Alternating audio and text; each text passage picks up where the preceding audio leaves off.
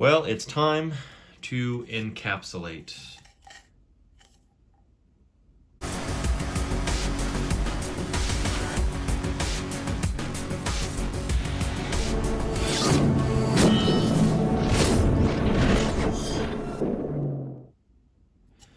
YouTube Vertical Stacker here. I am just in receipt of my shipment from JP's Corner.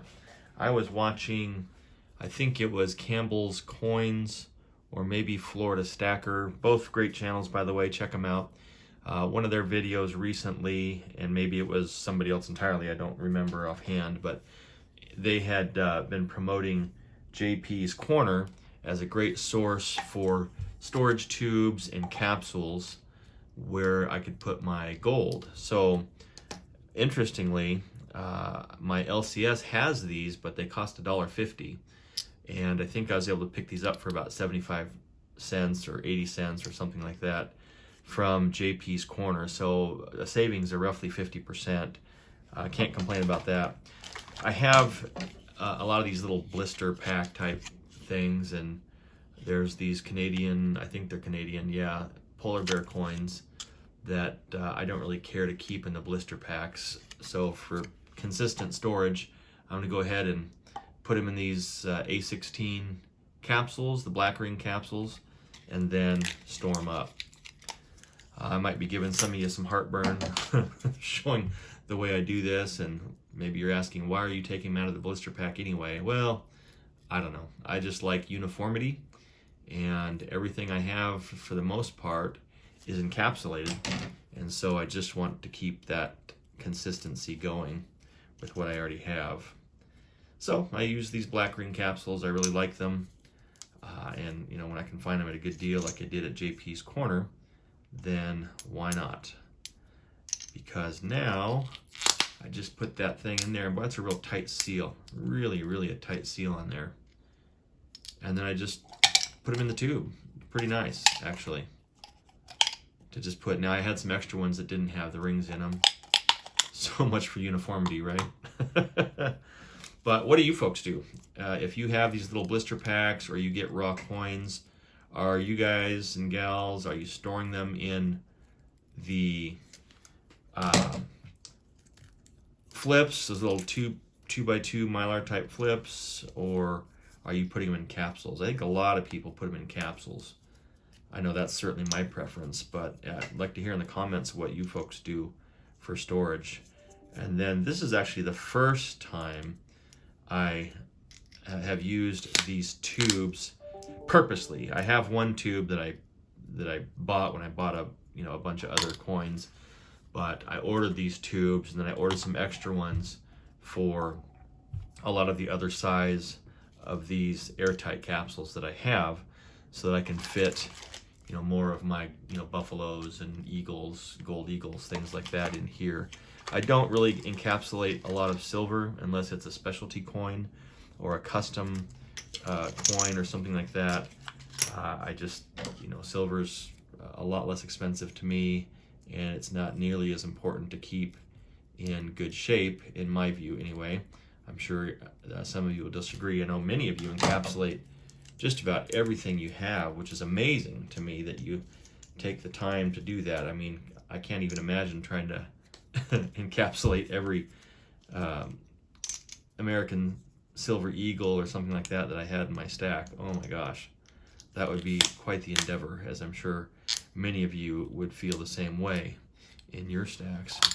Question, what are you folks doing this Memorial Day weekend? I was headed camping, but as you can see, I'm not. I'm sitting at my desk doing this stuff. Reason being is I went out last night and I pressurized the trailer because the toilet actually had some, what do you call that stuff? It's the fluid that you winterize, like a antifreeze type fluid. And I took it into this place, and they supposedly got it all winterized for me, and I come out and pressurize the system, and all of a sudden there's this pink fluid everywhere. So that didn't make me very happy. So I called them up, and they says, well, we've got to run the serial number for the toilet to see if we can, if we even have the valve. So I don't know how they know it's a valve already, but maybe that's the only thing that leaks on those things. I don't know. So not real happy about that. I was supposed to be headed out already to, get our camping spot. We go to the same spot every year and never really have too many problems of getting it. It's dry camping, so we're not in a actual campground. We're just off a wide spot in the road, so to speak. But it's one of our favorite places to go. And, we've been fortunate to get it year after year for, probably close to 15 years now, it seems like, which has been really nice. The downside is that every once in a while, we'll get some clown that decides to get drunk and walk over to our camp from an adjoining camping spot that's, a couple hundred yards away. And one year I remember we had this guy that came up to our trailer and started banging on the door. And of course I had my pistol with me and I had it behind my back, and I wasn't sure what was going on, but it was not the typical knock. So I answered the door and this drunk guy started saying, get out of my trailer. What are you doing in my trailer? So that was a bit awkward, as you can imagine. I didn't brandish the firearm. I didn't feel a need to. I was able to just kind of push him away. And he mingled around for a little bit more, and then later on a sheriff came by because they patrol that area. And I was able to flag the sheriff down and say, hey, you might want to watch this camp over here. They seem to be imbibing fairly frequently, and it's getting a little ridiculous.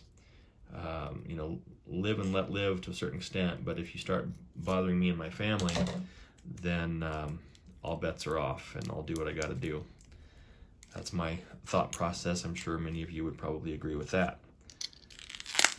So there's another 1/10 ounce. These are these 2015 or 2016 polar bears, Canadian 1/10 ounce gold. Really cool coins. I bought them a while ago. I got them for, I think, $180 a piece, which, pretty good price.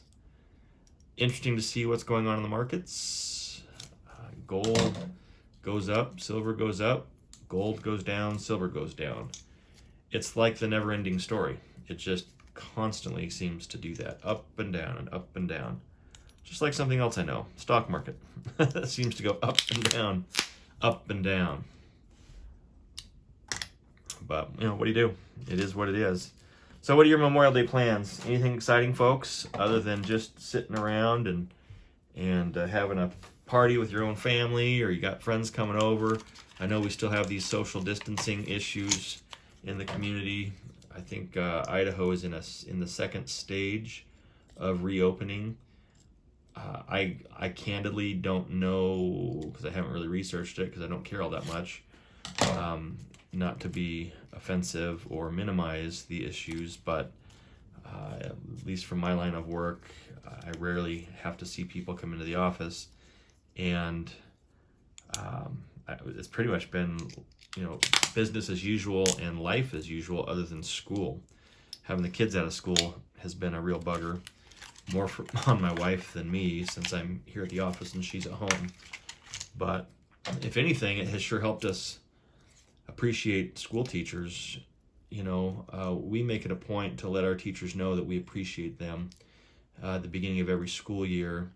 It's interesting because they have that parent-teacher conference, and it's kind of a get to know you, and so we go in there, my wife and I, and after the teacher does his or her spiel about what their philosophy is, and here's what I'm looking at, and here's what the plan is for the school year, we generally say, well, what can we do for you? And most teachers are very, very grateful for that, because they don't get that a lot. And so I will go with my wife, and we'll go shopping, and I'll buy 20 boxes of Kleenex and 500 pencils or whatever, and we will just go and drop those off in the classroom for the teacher, because we appreciate our teachers. Now more than ever, gosh, when you are not used to having a child or two or three at home, and 8 to 5 because they're at public school or private school, depending on where your child goes. That's quite something to all of a sudden have them in your house 24/7 during school hours.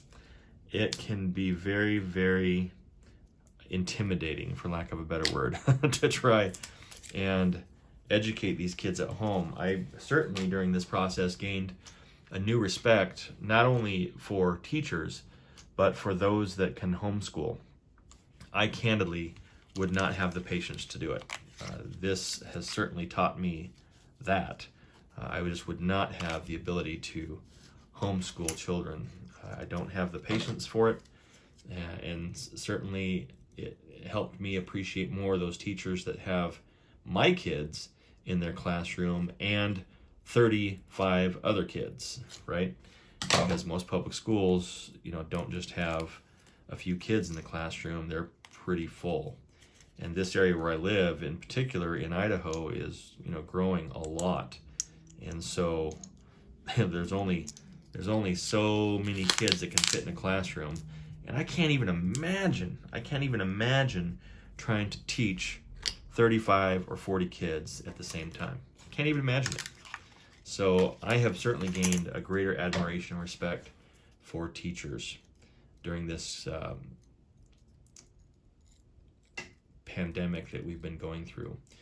What about you folks? What have you learned? Have you changed your thoughts about how you view teachers? Have you changed your thoughts about how you view the world? Is this just a bunch of malarkey? I've kind of gone back and forth. Some days I think this is just a bunch of malarkey, and other days I just think, man, is it ever going to end, and are we going to come out of this relatively unscathed? It's easy for me, to sit here in my office and think, well, this doesn't affect me at all. Well, I'm not in a hot area, and so there's been very little exposure here in Idaho to this thing, and so I don't feel it or see it the same way that many other people throughout the country do. So I haven't been affected much at all, nor has my lifestyle changed much at all. I tried wearing a mask for a little bit, more than anything because I was curious, and I lasted for about 10 seconds and I thought I was going to die. Not because of any disease, obviously, but because I felt like I couldn't breathe. And it wasn't one of those N95 type masks. It was just some mask that my nice neighbor lady sewed up for us and said, oh, here, I got some extra ones for you guys and your family if you want to wear these. And so we tried them, and they hurt my ears. I couldn't breathe. I know, first world problems, right? First world problems. But long story short, everybody's safe in our household. I hope everybody is safe in your household. Give me a thumbs up if you like what you see.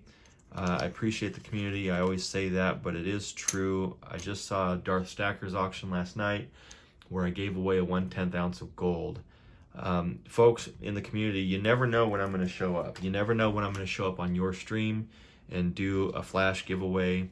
I gave away one of these 1/10 ounces. The recipient was Stack Attack Wager, and I was grateful for that channel's support of Darth Stacker last night. So I try to show my appreciation for this community every way that I can, by watching your videos, by giving you a thumbs up, by sharing it whenever possible, and by doing flash gauze or surprise gauze. I really enjoy doing that for you folks, and I hope that everyone out there will continue to reciprocate and will also support the other stacking channels in our community, because it's a pretty tight-knit community.